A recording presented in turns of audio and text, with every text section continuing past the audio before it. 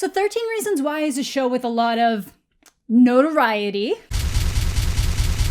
I've talked about the show a couple times on this channel. This video is largely going to focus on the final season that just aired on Netflix, but I figured I'd give a little backdrop to the earlier seasons so those who may not have watched the show themselves can have a better understanding of what led to what they ended off with.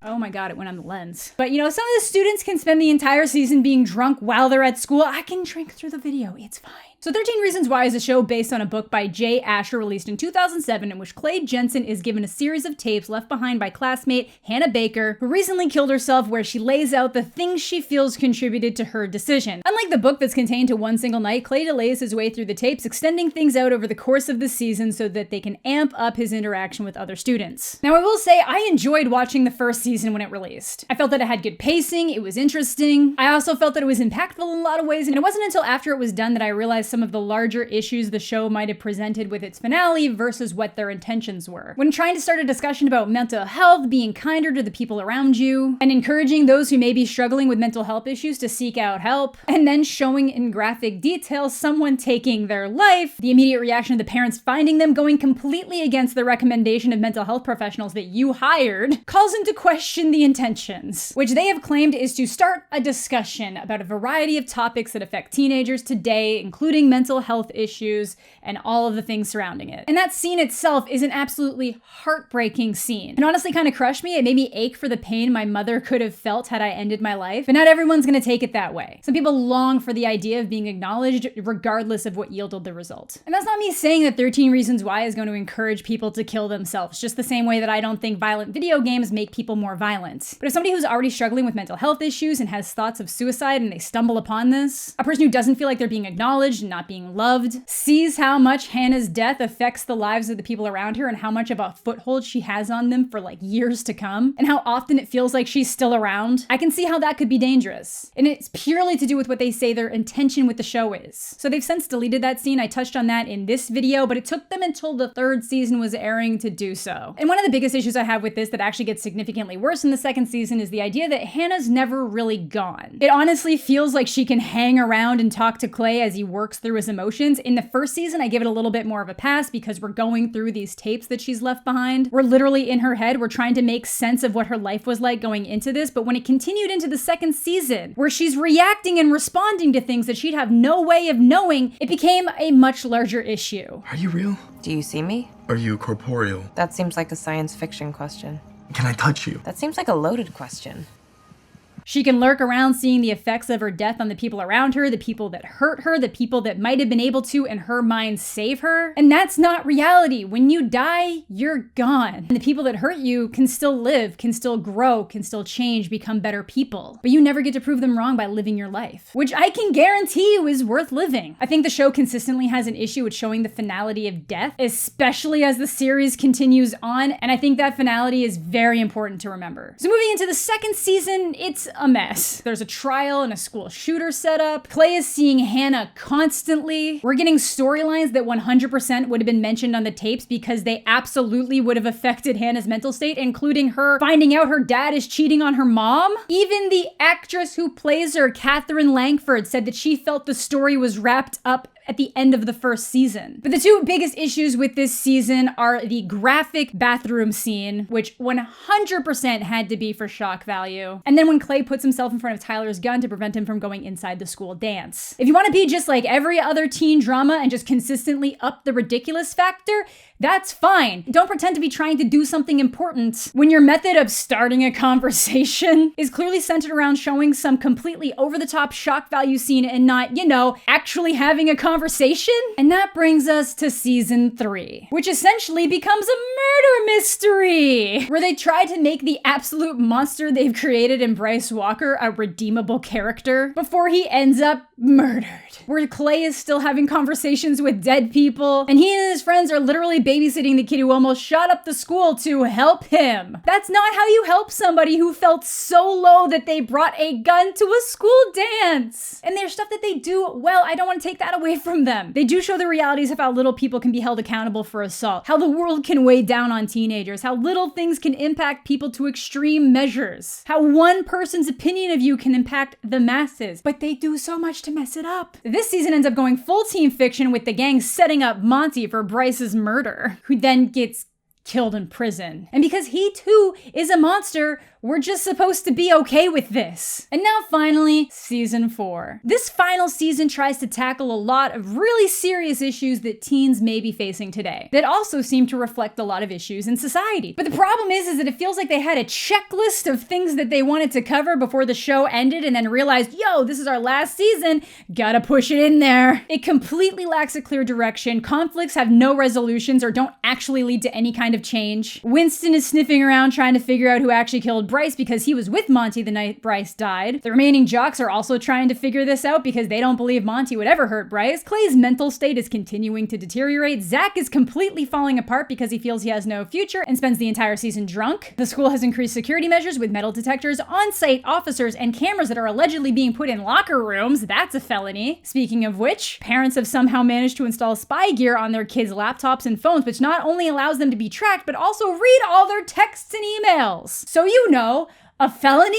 Tony's a boxer now. Everything's going seemingly well for Justin, so obviously that can't last. By the end, all the issues I just mentioned mean nothing. Not a damn thing. So let's break down some of those issues mentioned, starting with Clay. Now, Dylan Minnette is a really good actor. He gives us all with what he has to work with. He delivers believable, heart-wrenching performances even when some of the stuff he has to say seems dumb as hell. But I honestly think the show completely failed his character in the end. His mental state has progressively gotten worse. He seems to be dealing with psychosis, extreme anxiety, panic attacks, and more. He's seeing a therapist regularly, but none of this stuff seems to be getting addressed. This stuff has been escalating for the past 2 seasons. And even though people are concerned, no one's actually doing anything. And then because they never told anybody about what happened with Tyler, he's also dealing with the unchecked PTSD of stepping in front of a gun. This season's also largely narrated by Clay's inner monologue, and through these monologues we get glimpses into how bad things are going for him. He feels like he's completely losing moments in time where he'll be standing somewhere and suddenly it's hours later, he's not sleeping properly, he's still hallucinating dead people. He even feels like Monty is shaking his car at one point. There's literally a moment where he talks about how he's mostly okay while he cuts open his thumb with a piece of broken glass. I immediately got Fight Club vibes this season, and I'm sure I'm not alone, and it only grows as the season progresses. And it doesn't help that he's not mentally well and that people are actively trying to mess with him. Someone spray paints the walls of the school in some Chamber of Secrets type reveal claiming that Monty was framed. Then he sees paint residue on and inside his locker. There's this symbol he seems to recognize popping up everywhere because somebody watched Under the Silver Lake. He starts getting phone calls from Monty's number telling him to do things, which ultimately builds to this moment at the school dance where he's guided to the showers that look like they're covered in blood. He hallucinates blood coming out of the shower head, finds a shiv, then gets guided to the football field where he sees Monty's dead body bleeding out on the field before he gets surrounded by the football team laughing, and it flips back to reveal that it was just a dummy. So he stumbles back into the dance holding the fake shiv, soaking wet, looking like he's covered in blood, pulling a Carrie, which is going to be an ongoing theme of this season. Crazy things happening with absolutely no consequences. I honestly figured at this point he would have gotten help because every episode up to this one has him been deteriorating more and more. He clearly can't differentiate between what's real and what's not. But no, he talks about it a bit in therapy, gets a wee little discipline talk at school, and that's it. At one point he blacks out in a frat house and people think that he was trying to assault this drunk girl because he thought he was protecting her after hallucinating Bryce. And even though he gets caught by campus security, he doesn't face any repercussions for what just happened. And one of the main catalyst moments with Clay is when the school hosts a fake active school shooter drill. Now this is the second time this show has addressed the school shooter without it actually happening, but I kind of liked how they used it in this episode because I really agree with that message, and I do feel it's something that probably reflects modern day students in America. Schools do these drills where they don't tell kids it's a drill and they genuinely have to go through this thinking it's real. Multiple students are heavily affected by this because of course they would be. A jock has a complete breakdown. Tony and Alex think it's Tyler and start panicking about it being their fault. Jessica has a breakdown while trying to hold it together on the phone with her mom, and most notably, Clay gets stuck in a room alone and starts hallucinating Bryce and Monty as he panics and freaks out before he ultimately goes out to play hero again. He then hallucinates a moment where he encounters the shooter before realizing that it's actually him. And then the principal pulls him into his office and he realizes, hey, this whole thing was a drill. And he's pissed, which is totally logical. What the actual f*** are you thinking? You made a drill with gunshots and you hammered down the door to prepare us for what exactly? For what it feels like to be hunted? To practice getting ready to die? To make us feel afraid for our lives? We already know how that feels. You're scaring us to death. He manages to pull a real gun off an officer while freaking out before ultimately being knocked out and strapped to a bed in a hospital for a psych eval, which ultimately finds that he's not displaying any signs of schizophrenia or higher mental illness. Excuse me, what? Like, yes, he had a panic attack and a breakdown because of the situation that happened and all the stress that he's feeling on a day-to-day basis. He clearly has anxiety, and I realize that long-form lack of sleep and anxiety and stress can actually cause hallucinations. But to the level they display in this show, it's just insulting. Visual hallucinations are already pretty rare. And this boy is having full conversations with dead people. Well, I guess at least I know what happened to the Sixth Sense kid. Oh, also my favorite part about this is to escape the hospital, he shits himself. I shit the bed. Then he just puts on his regular clothes without cleaning up and somehow manages to just walk out. Like, even if the guy that was supposed to be watching him left him alone for a second, these wards are locked. You can't just walk out of them. So not only is Clay walking around all day with a poopy bum, he's also clearly not well the rest of the episode, and he's still deemed okay to not be under supervision. Oh, I'm sorry, what conversation are you trying to start? That you're bad at portraying serious issues? Like, the way that the show displays and explains the panic attacks is actually really well handled. But 3 seasons of showing somebody talking to literal dead people, having multiple panic attacks and public freakouts, not being shown to get significant help or adequately explaining what's been happening to him it's pretty irresponsible. It really sucks. Because what Clay does get diagnosed with is depression and anxiety with some recent dissociative moments. As in, he's doing things without remembering them. So he's the one who pulled Ginny Weasley, he's the one that broke the school security camera, he's the one who set the principal's car on fire. Oh, I'm sorry, did I forget about the riot episode? Let's touch on that. So after the drill, the students are pretty fed up when Justin and Diego get into a fight and a cop completely targets Diego for racial reasons. Clay and Jessica start a walkout. And as the students are peacefully standing around, the school sicks riot police on them to attack them for literally no reason. And that should just show you the many issues that they were trying to tackle this season, because it happens to mirror what's happening in the world right now. But again, with the riot, nothing comes of it. Like, they didn't even try pulling the, like, if you guys don't come back in, you're all expelled, you guys aren't graduating, this and that, we're calling your parents. It was just, everybody disperse or we release the riot shields. And the big thing is that they never really address the fallout here. Jessica just says, like, hey, we've got all of the social media on our side, but they never really address the fact that Diego clearly got racially profiled by an officer. Like, if you're gonna do something, do it right. Give it the time it deserves. Don't just, like, throw it in an episode to be like, yeah, 13 reasons why tackles racism. So it's after Clay is shown the footage of himself burning the car that he realizes he doesn't remember large periods of time and that he's Tyler Durden his way through the entire season. So you think, great, dude's dissociating. He's a risk to himself and the people around him. Gotta be getting significant help now, but nope. Business as usual for Clay. He set a car on fire and doesn't remember. This becomes even more insulting when the show tries to explain away the fact that he literally talks to dead people by saying this. I just want to be clear. I don't actually see ghosts. I just, like, imagine people and what I would say to them. Yeah, okay. Actually, I don't even know if we ever even liked each other. I mean, I loved her, I think. I don't know. And again, it's not just him. Jessica sees Bryce constantly throughout this season. Alex actually feels like he's being pulled underwater by Bryce. And Winston ghost dances and has a conversation with Monty at prom. Stop showing the dead people! Oh, they also have some really funny, like, truth or dare moments, so yeah. That's where the trouble began. That smile.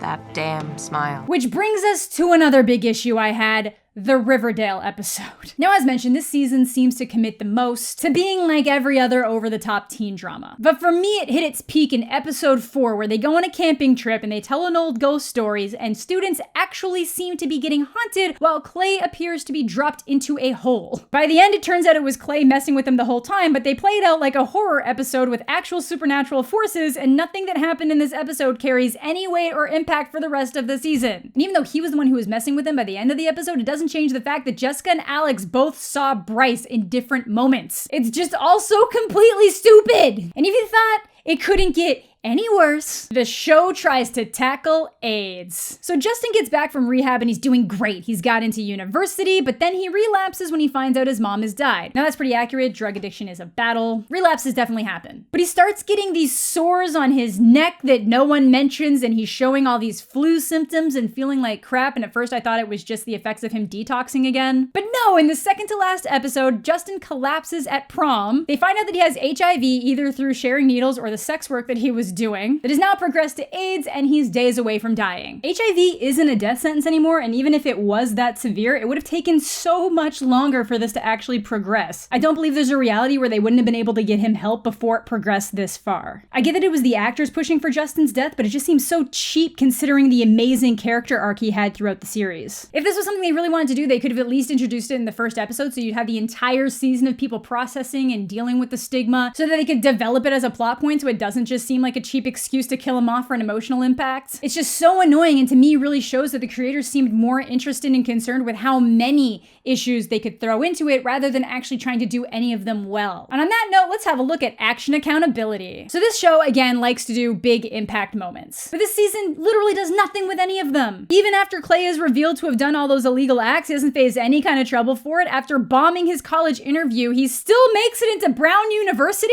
What do you like most about robots? Making them.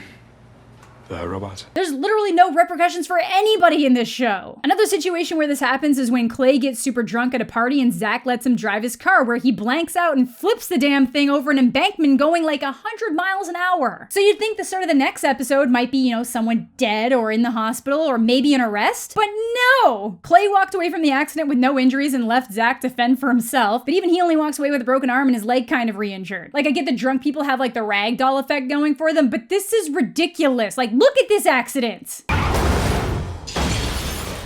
This is terrible writing to elicit a reaction. Sorry, start a discussion. Clay also walks into the police station and starts yelling about having a gun because he's so crushed by what's happening to Justin and just all the other trauma that he's dealing with, and still nothing happens. This boy needs so much help. And back to the central, conflict of Winston and the jocks trying to figure out who actually killed Bryce. That also leads to nothing. Winston figures out that it was Alex, but because they had this brief relationship that resulted in Winston being in love with Alex, even though he's still in love with Monty, he just decides to do nothing with the information. Not that I want bad things to happen to Alex, and I get why he did what he did, but the fact that they set someone up for a murder who then gets murdered himself and then none of them face any repercussions is just ridiculous. Like, yeah, they get to live with that guilt for the rest of their lives, and it's clearly affecting them to some capacity, but still, Clay's inner guilt has literally been trying to expose them the whole season, and nothing happens. And one of the other big cliffhanger episode moments is when Clay and Tony think that Tyler is buying more guns to go for round 2. They follow him to an alley where he meets up with the arms guy and find out, hey, this was a sting operation the entire time. Like, they go from thinking Tyler is talking to the cops to spill what really happened to thinking he's buying more guns even though he's been fine. Wow, it's amazing the anxiety you'll feel when you don't get the guy who almost committed a school shooting real help. Ignoring the fact that it's completely ridiculous that police officers would use a high school student for a sting operation instead of just getting the information from him and using like an undercover cop, the episode ends with a gunshot, leaving us wondering, oh my god, who got hurt? It's no one! They never bring it up again! Nothing happened! Again, just a shock value moment for the sake of discussion. Except I don't know what discussion you're supposed to have because like every episode dropped at the same time. This season is just a mess. I haven't even mentioned half the personal problems different characters on the show have had. They drug test Clay and Justin. Clay's comes back positive and nothing happens. They all bomb their college interviews and all make it into college. And for some reason, even though he's terrified most of the school, Clay is asked to be the graduation speaker, which makes no sense, but I did actually like the speech. Choose to live, because even on the worst day, there are people who love you. Something you haven't seen before that will blow your mind in the best way, even on the worst day. Life is a pretty spectacular thing. But it all ends off with Clay about to walk to Hannah's ghost after having a conversation with Ghost Justin in a crowded gym when he gets head off by this girl who doesn't go to the school but for some reason attended their graduation ceremony. And she's totally into him. Oh my gosh, sorry, I'm a little nervous. You're just like a rock star after that speech. And it's like a 500 Days of Summer moment where this nerdy chick is into him and he gives her his email because that's what all the cool kids do these days. But the best part is that email actually works. People have been getting responses from someone named Percy who says he's he's answering on behalf of Play, and I'm like, wow, is he still dissociating? I tried asking but got the runaround, but someone else actually asked what Clay's diagnosis was, where they once again clarified that he definitely doesn't have schizophrenia. I'm still just so tired. But that's the end of 13 Reasons Why. Perhaps one of the most controversial shows in recent history. I believe that it had good intentions, but their continuous disregard of the advice of the professionals that they brought on specifically to consult on the show, and the advisement of multiple different mental health associations, is honestly just insulting. Also, the show just gets bad. Season 3 and 4 are not good. Again, nothing wrong with enjoying this show, but they 100% opened themselves up to higher levels of criticism when they try to pretend to be something that they're not. So that is gonna do it for this video. Let me know what you guys think in the comment section down below. Do you like 13 Reasons Why? Do you like this season more than I seem to? Let me know what you think. Thanks as always to my Patreon supporters, all the new subscribers, all the old subscribers. Everybody's amazing. Mwah! Subscribe if you're new, leave a like on the video if you're into that kind of thing. I hope you're all having a fantastic day, and we'll catch you all later.